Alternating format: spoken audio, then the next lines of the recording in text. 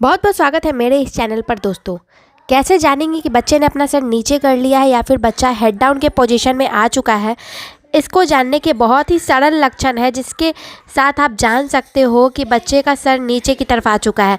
बच्चे का सर जैसे ही नीचे की तरफ आएगा आपको नीचे के हिस्से में ज़्यादा भारीपन महसूस होने लगेगा, यानी पेट के निचले हिस्से में आपको ज़्यादा कड़क जैसा महसूस होगा या फिर ऐसा लगेगा कि कुछ वहाँ पे रखा हुआ है, उस टाइप का भी महसूस हो सकता है। क्योंकि हेड जो पार्ट होता है वो काफ़ी कठोर होता है, काफ़ी स्ट्रांग होता है। इस वजह से खासकर हेड जब नीचे आता है तो पीठ का हिस्सा और हेड का हिस्सा जो है आपके पेट के आगे के हिस्से पे ज़्यादा लोड देने लगता है, भार देने लगता है। तो इस वजह से आपको पेट के निचले हिस्से में, पेट के आगे के हिस्से में ज़्यादा आपको टाइटनिंग महसूस होगा, ज़्यादा दबाव डालता हुआ महसूस होगा।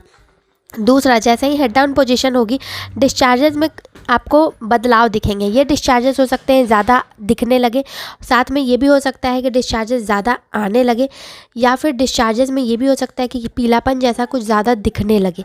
ये खासकर आपके डिलीवरी से कुछ दिन पहले आने शुरू हो जाते हैं ये डिस्चार्जेस ज़्यादा तौर पे।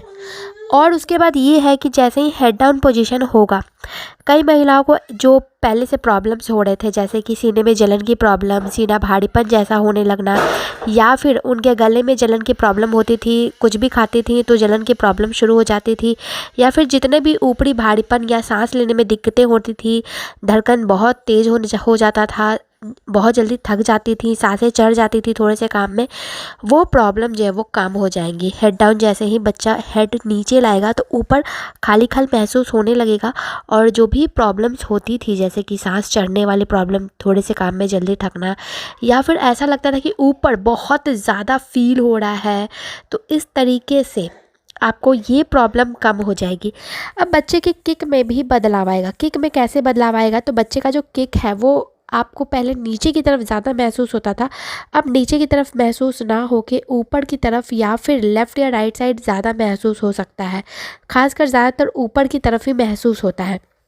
बच्चा जैसे ही हेड डाउन करता है तो यूरिन की जो प्रॉब्लम थी, फ्रीक्वेंट यूरिनेशन की प्रॉब्लम, वो बढ़ जाएगी।